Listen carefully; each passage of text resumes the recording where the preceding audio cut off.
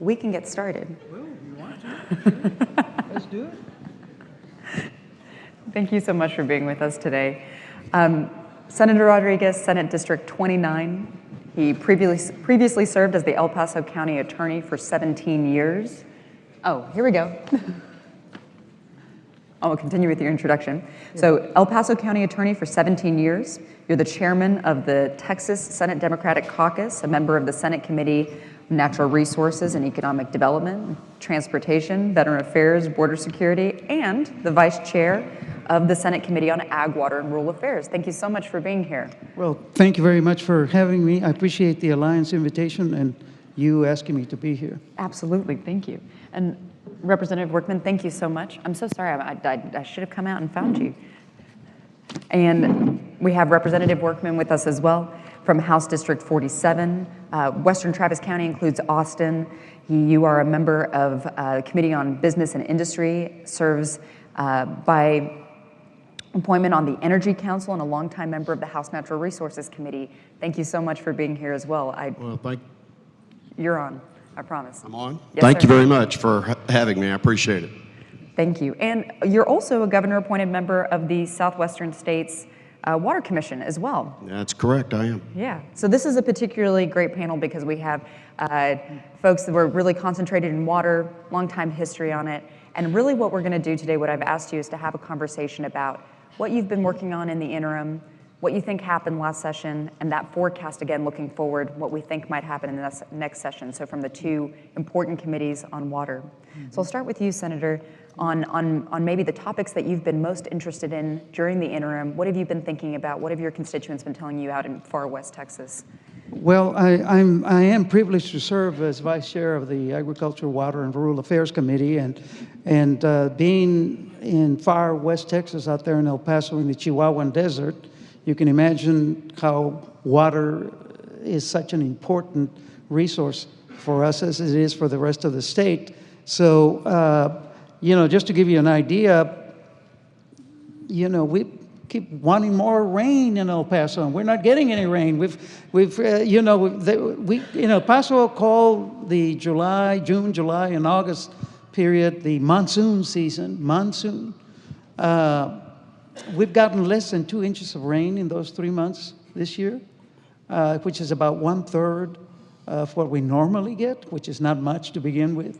So water for us is very important, and I'm very interested in all of the issues that we talked about today. I'll talk later regarding El Paso's efforts to conserve, reuse, and reuse water, and coming up with innovative ideas for water conservation. But I've been focused really on the charges. We've had I think we've had 4 committee hearings, in addition to the special committee that I serve on, and the interim it's the Coastal Water Flooding Committee dealing with the flooding issues in Harvey. So we've been spending a lot of time on water. And in my case, I've been trying to focus on the charges that our committee got for the interim to look at different things. I kind of brought a list of them. I don't want to go over the charges, but they deal with the regulatory framework for managing groundwater districts, the role of river and groundwater districts, how we can promote streamlining the permitting process and the amendment process under TCEQ rules, and of course more transparency in the process, and what was just discussed briefly a while ago, the valuation of water. So there's a lot of issues that we've been looking at, and we're also, of course, studying the implementation of some of the bills that were passed last session, like Senate Bill 1511, Senate Bill 864, and House Bill 3433. These bills deal with the SWIFT fund and prioritizing the funding for projects by regional water planning groups. Senator Perry's 864 dealt with notice requirements that now are supposed to be given to affected parties and to groundwater districts. whenever there's an application for a permit, to include the proposed alternative sources of water. Sure. Monitoring also the House Bill 3433, which requires state agencies that are considering adopting rules to consider the adverse effects on rural communities, those under 25,000, and to find ways of reducing that effect, of course, in a legal way. So we have our hands full with just all kinds of water issues. Absolutely. And as you mentioned, you asked a question on the first day of the summit, and I think you were referring to recently some work that you did with one of your rural districts Yes. and helping them increase some of their funding from county commissioners. Yes, that's always an issue. You know, I had a bill session before where we were able to get a law passed for the Fort Davis Water District, underground water district, and now we're looking at this funding issue for the Presidio County underground water district. I represent not only El Paso County, as I said on the first day of the session, but also Trans-Pecos counties like Presidio and Brewster. Jeff Davis, Culberson, Hudspeth, and those are important rural communities for me. Absolutely. Thank you. Yeah. Well, it has certainly been a busy interim. Very and busy. The House Natural Resources Committee has been extremely busy as well. We Representative have. Workman, and I've seen you at so many events since last session talking about the Southwestern Travis County GCD formation as well. And tell me about what it is that you've been most involved in and in tune with during the interim. So, groundwater in Texas. That sounds like a college debate course. And there's certainly no shortage of topics when it comes to groundwater, that's for sure. Yes, sir. Yes, sir. And yeah, as you mentioned, we've had a couple of interim hearings, the House Natural Resource. We have 2 to go. We've been in Brady, we've been in Amarillo, we're going to Del Rio, and we're going to Brownsville to talk about the various issues related to water, not just groundwater, but certainly groundwater is a large part of that. We have a number of charges that we're going to be continuing to look at. And so we hope to be able to take care of some issues that are out there. You know, groundwater is a critical component of water for our state. We've got 50 million people. We've all heard that's going to be here in the next 20 or so years, and they're all going to need water. Good news is we have a lot of groundwater, and the bad news is that it's hard to get out of the ground sometimes, and it's not where it needs to be. It needs to be managed properly, and so what the work that the groundwater conservation districts do is very important. And yes, we've been working on the Southwestern Travis County groundwater district, and hopefully have that up and running here probably end of 19. So. Sure. Thank you so much. And I know that that's been a long conversation that you and your staff have really been working on and involved with a lot of stakeholders. So maybe it's a good idea before we think about the forecast of what you expect to be working on to maybe reflect on the past session a little bit. And so, Senator, I'd go back to you and say, under Chairman Perry's leadership, we listened to a lot of consensus bills that came through the Senate committee. There were also a number of other bills that were, that we spent a lot of time discussing. And I wondered what your thoughts are on the important themes that came out of the Senate committee last session. Mm-hmm. Well, I thought that we spent far more time on bills that dealt with protecting private property rights as opposed to focusing on preserving our groundwater resources. I mean, there were those bills, but they didn't get much traction.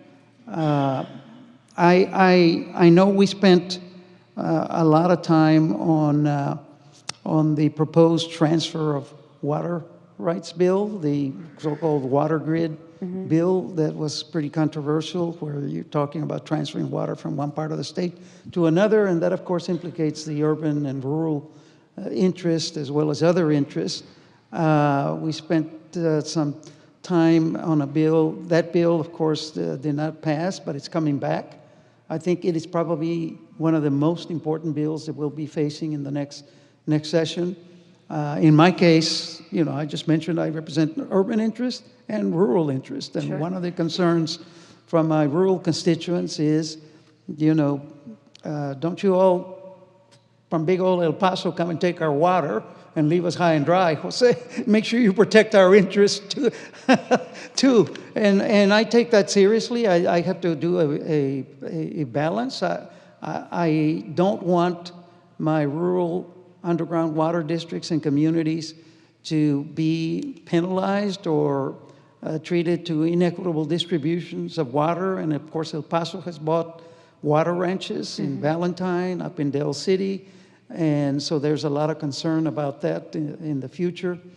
And so another area that was controversial, I was talking to Greg Ellis about it earlier, the attorney's fee bill, which is very important, in my view, for the districts to ensure that they have the ability to if necessary, litigate issues, but be able to be reimbursed for their attorney's fees. And so there were a myriad of bills like that. I think our goal should be to focus on the management side of our groundwater. I think sustainability is the key. We talked about that in the first day that I was here. Yes, sir. And, you know, there's issues like that that are far too important for us to ignore as a state. So I don't know if I've completely answered your question. No, There's absolutely. more to add on that. The funding issue that was just brought up and that we brought up on the first day, I think is important. The question always is, where do you get the money? You heard Chairman Perry mention that we're going to focus on the Harvey damages and flood control investment, and as well as on school shootings and other things like that. I think for that lady, one of the things that comes to mind is maybe we can add some money to the flood control bill for some of the needs we have with groundwater, right? I mean, there's a lot of interrelated issues. Sure. So I don't know what Paul thinks about that, but I think that the state can tap into existing revenues, including the rainy day fund, for some of these issues that are important to the state. A lot of legislators don't feel that way, including the lieutenant governor that runs the Senate. But I certainly think that we've got so many needs: school finance, you know, the school shootings, the investments for our schools there to protect our kids. But water is such an important issue for the state, the economic viability of the state in the future, and not only to mention the agricultural needs, the consumer needs, that we've got to give more priority in the next session to water issues. Sure, thank you. I felt that both Chairman Perry and Chairman Larson yesterday in their keynotes both expressed the same sentiment, which is that maybe it doesn't have the appropriate amount of focus or ability to have funding allocated towards necessary science or investment that needs to occur there.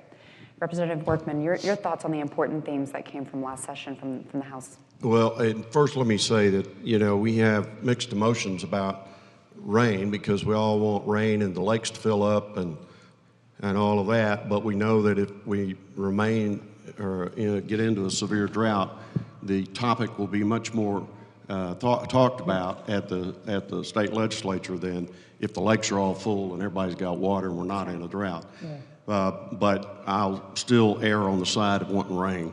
We'll deal with water. And so last session, of course, we passed a number of bills. And if you've had Chairman Larson here, I'm sure you've heard about the bills that he had that were vetoed. And you know, those were good bills. And I'm hoping, and I'm assuming that he'll be back with those bills again. I was joint author on 2377, which is the brackish development. You know, El Paso has got a great brackish desal plant that they blend their water with fresh groundwater. It's a great way of taking care of that. We've got a lot of brackish water in the state of Texas. But the governor vetoed that bill. He did veto that bill. But I think we'll be back with that, and hopefully we can get something done on that. So, you know, I'm really focused on brackish and, desalinization altogether, whether it's seawater or brackish. And I think that one of the things that we need to look out long-term is seawater desal, and I've been proposing the construction of 550 mg seawater desal plants along the coast that would be drought-proof and also help, long-term with the water needs of the state of Texas. But we have to include brackish desal in there as well, because the transportation of that water gets to be expensive. And so we've got a lot of areas that have good sources of brackish water, and we need to develop those and use brackish desal. There are 100 or so desal plants in the state of Texas. There's actually one in District 47, just found out about. It's about 100,000 gallons, very small desal plant serving a small neighborhood. And but of course we know El Paso's plant and Brownsville plants are like the two largest brackish desal plants in the country. And we need to see more of that kind of stuff happening. Absolutely, thank you. Well, one of the things I couldn't help but hear when Chairman Perry gave his keynote on the first day was he doesn't expect this to be a big water session. Right. And I feel like we always hear that. But I wanted to jump off on that point and maybe ask you, knowing what we know about the appetite for water bills, and that it's going to be largely focused both in terms of time and in terms of funding towards the flooding, what do you expect from a groundwater policy standpoint in the next session? Are there any things that you think we can expect to see or expect to talk about? Well, I hope we focus not only on funding, adequate levels of funding, but that we address some of these issues that you've been covering in your conference, which is my first time, by the way, and I find it very useful, very informative. Although I missed yesterday because I had to go to Austin for a hearing of one of my committees, and so I missed Chairman Larson's presentation.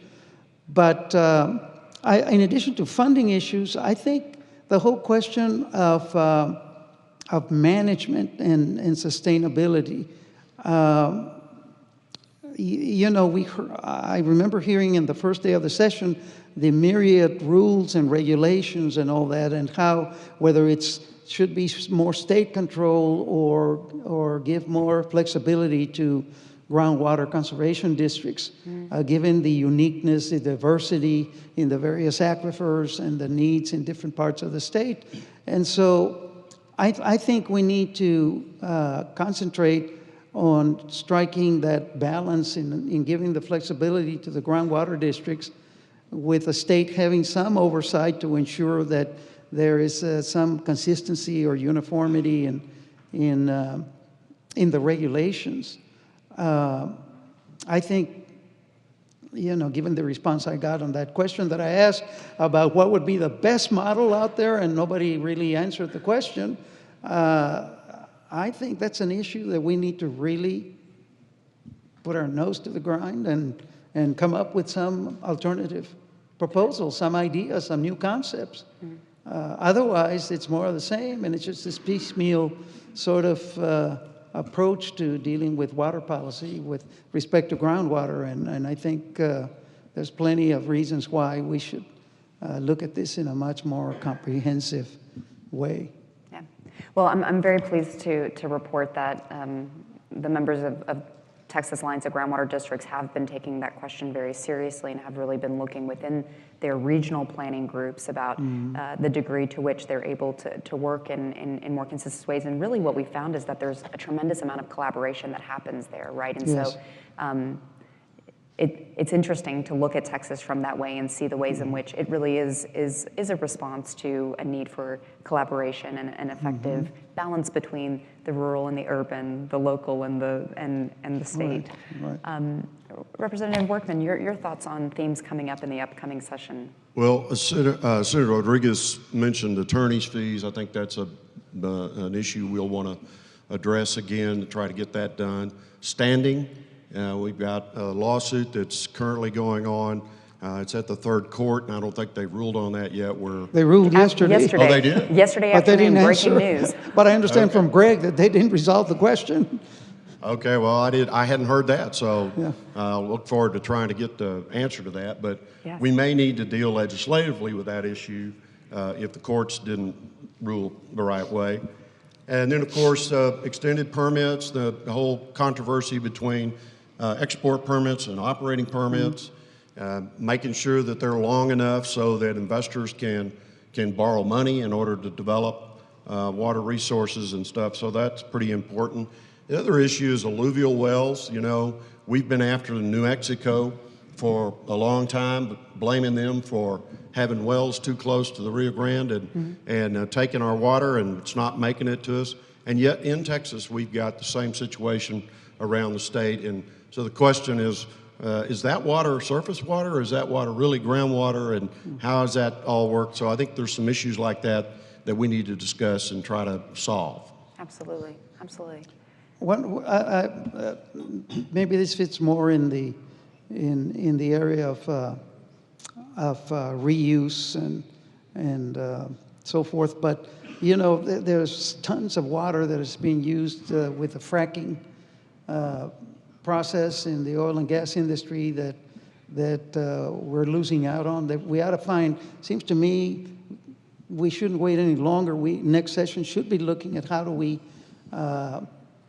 come up with some policy that requires the reuse of that water, the conservation of that water for all of us. I mean, that's just too much water that is being lost to the fracking process. I know it's important for the oil and gas industry, but that's certainly one area we ought to address.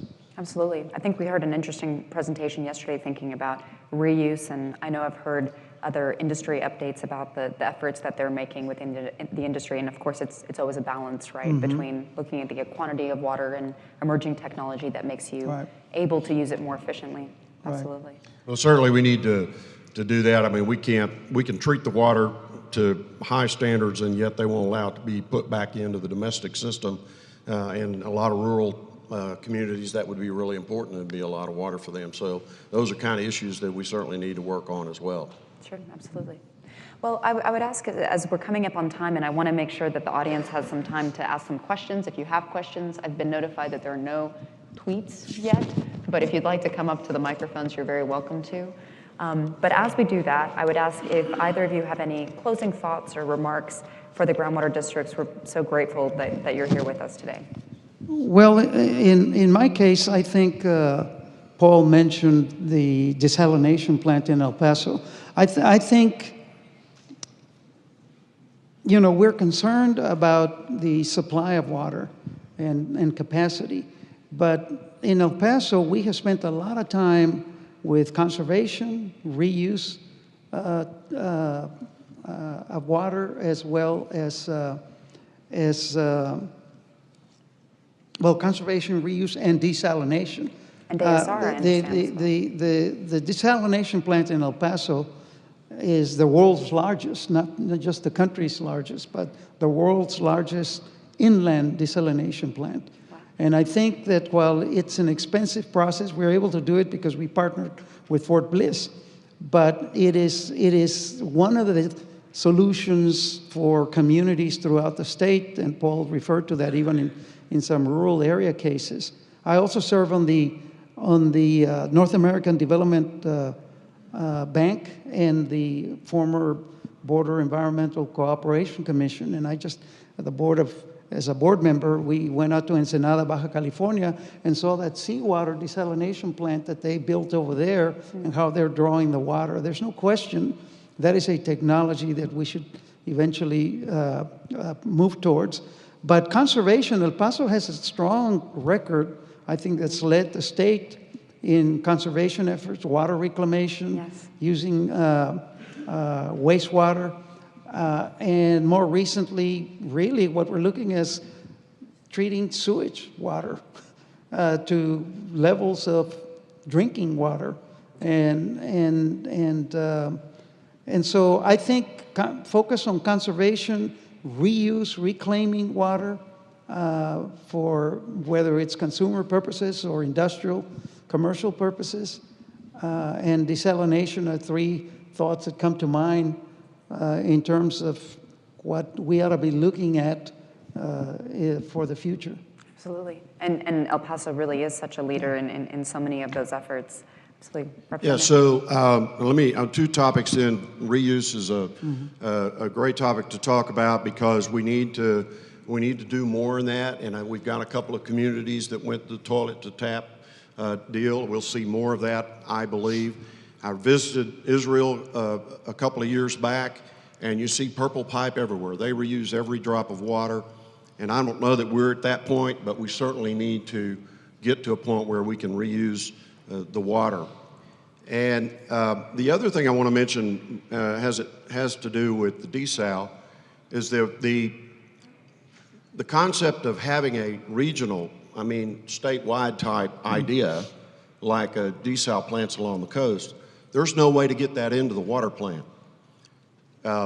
Each individual region and the regional water planning process is very important, it's very good, but the state itself can't say, well, we want to add desal that provide for the state. So I'm hoping to be able to tweak that statute so that the state, the Texas Water Development Board, can actually add items to the Texas Water Plan so that we can move forward with things like seawater desal.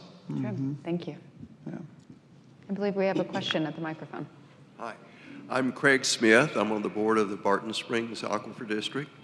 Both of you have mentioned the importance of wastewater reuse in meeting future water needs, but I understand that the TCEQ permitting process currently just allows two types of permits, either discharge or land application. Have you considered asking the TCEQ to study creating a wastewater permit specifically for reuse? And the conditions, and obviously there would have to be conditions on those permits that would have to be scientifically developed. Well, quite frankly, I had not considered that, but I think it's a good idea. Obviously, reuse is, as we both have said, is one of the areas that we should focus on. And so that's a good suggestion for some legislation next session. Paul? Yeah, I wrote it down. I think that's a good idea. Thank you. Yes, sir. Jim? My name's James Murphy, and I'm going to ask a tough question. Right now, I represent the America First Committee, but since both of you have been kind enough to invite me in previous incarnations to testify before your committees, I hope you will indulge me on this one question. The one thing that hasn't come up during this conference very much, and it is entirely within your purview as a legislature, is the demand side for groundwater.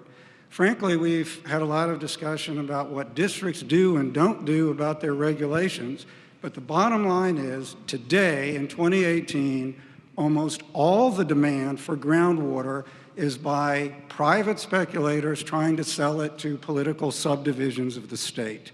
If you look at the Carrizo-Wilcox Aquifer, you have approximately 7 different governmental entities plus 4 or 5 other private entities, all trying to sell from the same aquifer to the same cities along the I-35 corridor.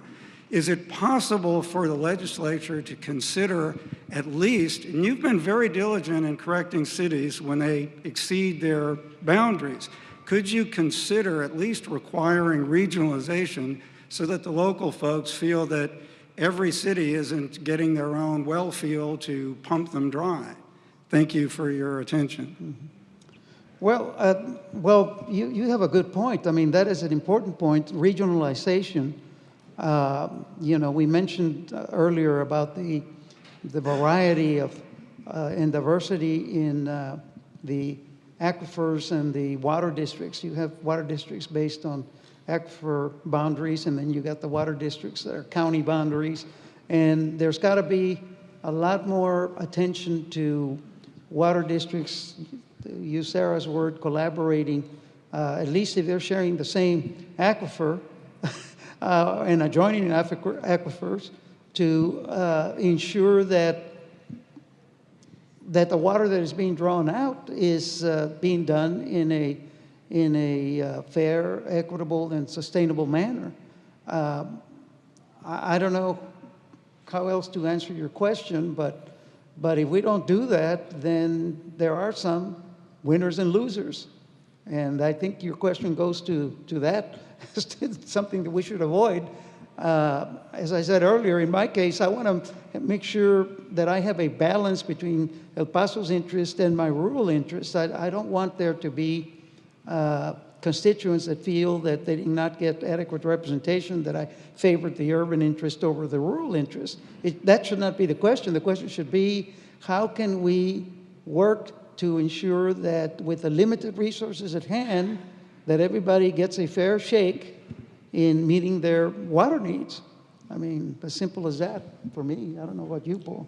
Well, I think the question really brings up the question that we've all talked about, and that is, should groundwater be managed by aquifer or by geopolitical boundaries like we are doing it now, knowing that we have some GCDs that have certain parameters and rules for the DFC, and the next door, they've got different ones. And I think we passed legislation to have the GMAs get involved to try to talk about that regionally, but we can continue to have that debate over how should we manage an aquifer that stretches from Del Rio to Tyler. And so, right. Well, and so on the first day, we had a conversation about how political, administrative, jurisdictional boundaries exist at various levels. And I think that there's really, I think, still an ongoing debate, but really a lot of benefit as well in being able to identify where those jurisdictional boundaries, even at the local level, can still act in very good coordination and consistency with their neighbors. Greg? I'm sure I realize that the rule of capture allows your neighbor to pump as much water as they want to, regardless of how much damage it may cause to your well. Groundwater conservation districts were created to prevent the harms that would otherwise be allowed under the rule of capture. But today, groundwater conservation districts are not seen as the protectors of those private property rights, but somehow as the villains in that story. I think that was exacerbated when we went out and the legislature asked the development board to calculate the total estimated recoverable storage of each aquifer as if the aquifer was an oil reservoir. Do you think it's possible that this session we can get the legislature to ask the development board to now calculate the sustainable yield of each aquifer? What's the maximum amount we can produce in perpetuity as a way to balance out the other side of the equation, which is the total estimated recoverable storage, so we have some balance there as to where we want to regulate and where we want our aquifers to be 50 years from now? Well, there's that word. Yeah. Greg, you're absolutely right. You use that word again, sustainable.